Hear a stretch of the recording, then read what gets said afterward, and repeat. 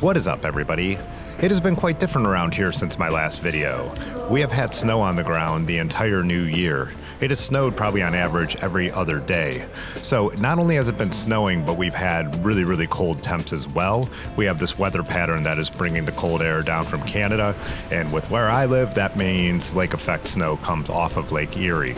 So places that traditionally have way more snow than us in the beginning of January had nothing on the ground while we were getting buried.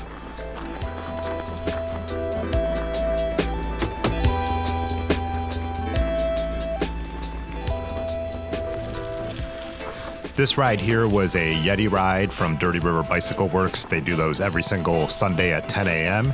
And I think when I left my house on this day, it was probably around 18 degrees Fahrenheit. And I don't think it got much more than the low 20s, even though it kind of looks nice in the sun.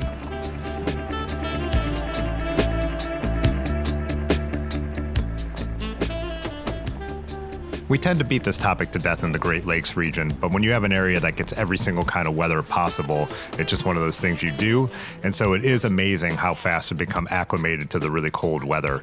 You know, yesterday when I went out to ride, it was 26 in the morning, and I'm like, oh wow, a real warm up.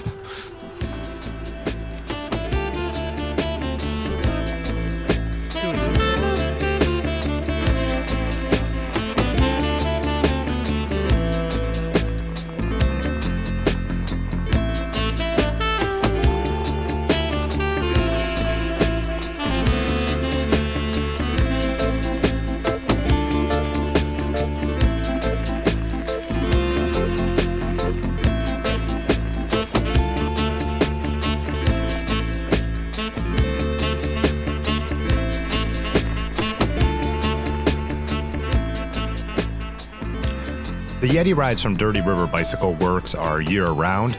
I don't tend to do them as much when the weather is nice. Me and Aaron just seem to make our own plans for Sundays when we're going to go for much longer rides. This is when I really love them, when we're just going to go out with a group of people who are nuts enough to go out in the super cold and play in the snow. And you're not going to get a ton of miles, you're just going to go out and ride. And as Kelly said on yesterday's ride, miles count as triple in the winter and in the snow, which it sure feels like it. And that's how all my rides have been in the new year. They've all been in like the 10 to 12. I think 15 might be about the longest so far, but every single one of them feels like they've been much longer. When I did my Wednesday night ride, I know I was sweating and tired, and we didn't go that far at all.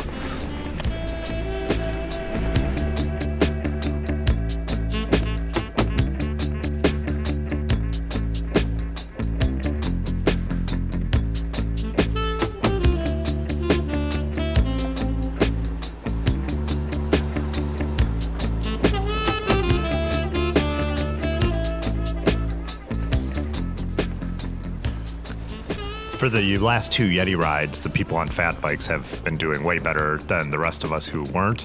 But I keep trying to remind myself that we usually don't have winners like this anymore. So even though the fat bikes are crushing it on this, I'm still not that interested in one, because most years I could get by on my old mountain bike with its 26-inch wheels and studded tires. But, you know, the people who own fat bikes are definitely in good shape this winter. We don't have any temperatures really coming above the mid-30s anywhere in the forecast, so it looks like we might get a tiny little bit of a warm-up, and then it's going to drop right back down into the teens. That is also going to destroy all our bike paths, I think, because if the snow doesn't melt entirely, what happens is all those footprints and bike tracks glaze over, turn to ice, and then it gets frozen, and it can make them completely unrideable on anything but, you know, sometimes on a fat bike, but even sometimes unrideable on those.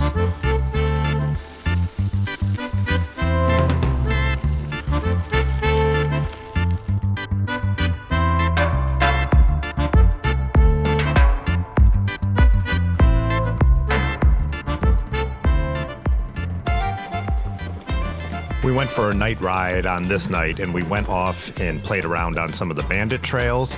It was pretty slow going and tough.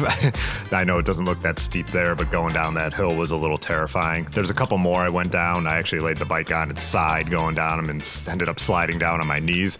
I didn't get any footage of that. Obviously, it's just too hard to film at night anyways.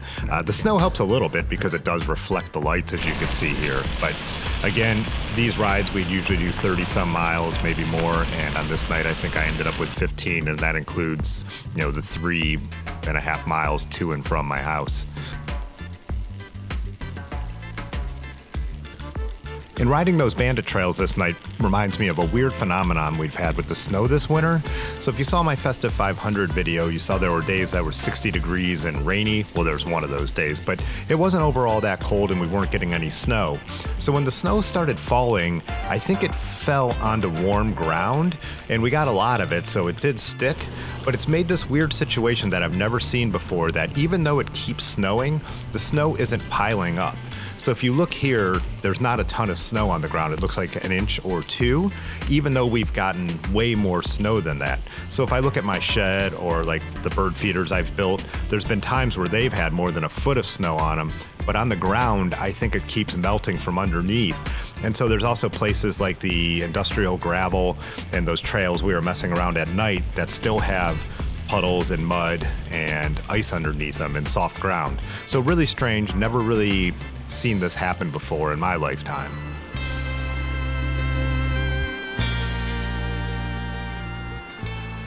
This was on a Saturday. I was commuting to a photo shoot at a school, and in this section here, it reminded me why sometimes unprotected bike lanes are better in an area like mine, because the bike lanes outside of downtown don't really get maintained, especially if they're separated. So when I was riding that section there, it was clear because it had been plowed and salted, and also pedestrians, as you can see with the sidewalks look around here, had somewhere to walk. And again, there's not that much bike traffic. It doesn't bother me if pedestrians use the space that is taken care of. You know, everybody has to get around. You can see here, this is how a lot of the roads in Akron have been. They've been driven over a bunch of times before the plows got there, and this is just some of the hardest stuff to ride.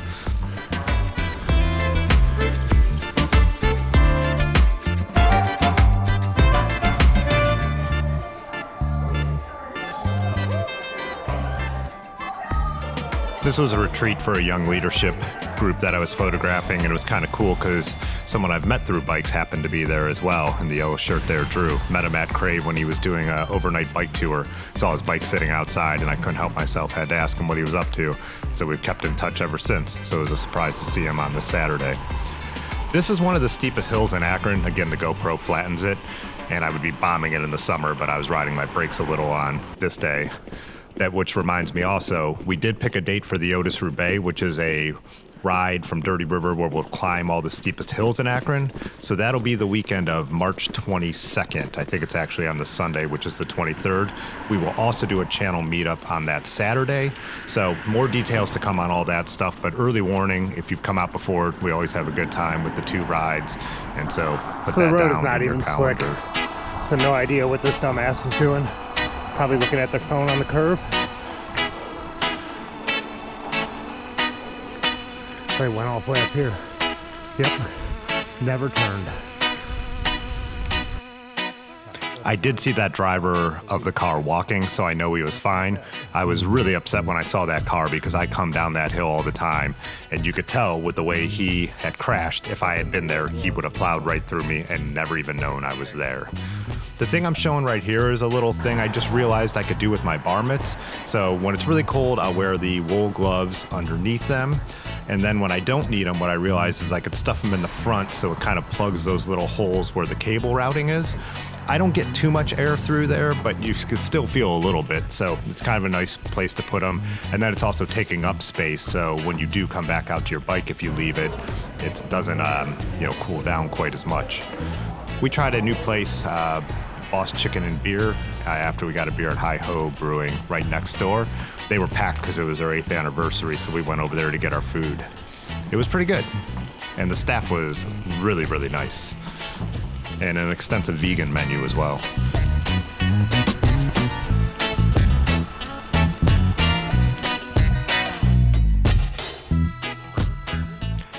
So this was another Yeti ride, pretty good turnout, maybe because 25, 26 degrees, as I mentioned, seems warm now.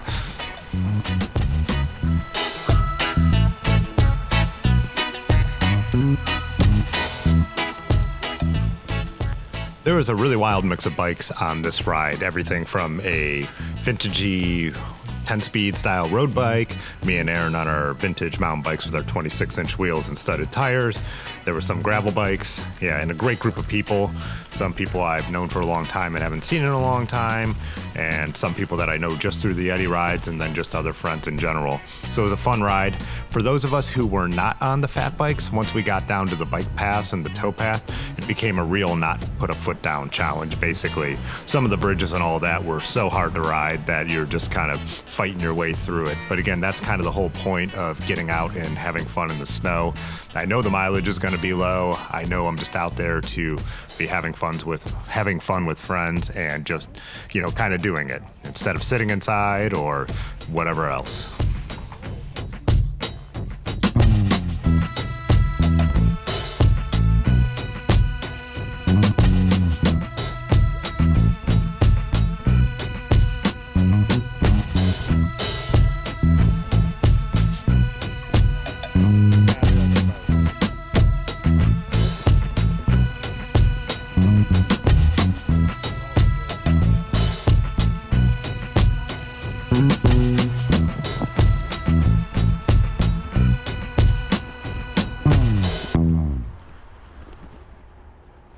I've mentioned this before, but if you are in the Akron area, Northeast Ohio in general, come on out to one of these Yeti rides. They're not cliquey. It's not an insular group. It's very welcoming. Again, like I said, no drop. There's a sweeper and all that kind of thing. There's times where me and Aaron were dropping off the back because of our bikes. And you can see here my friend Annie struggling to get her gravel bike over the bridge. But yeah, it's just about coming out and having fun and being with other like-minded people.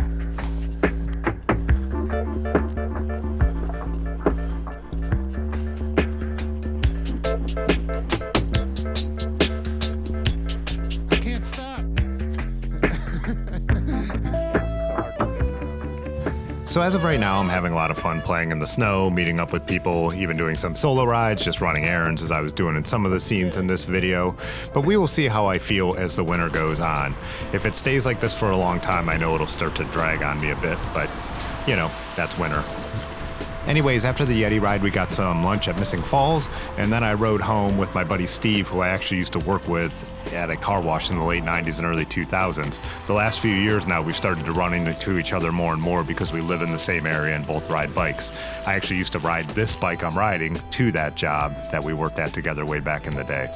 Anyways, thanks as always for watching. I will see you in the next video. Consider becoming a channel member if you want to support us some more, or check out our little store down below, but at least give this video a like. Thanks. Peace.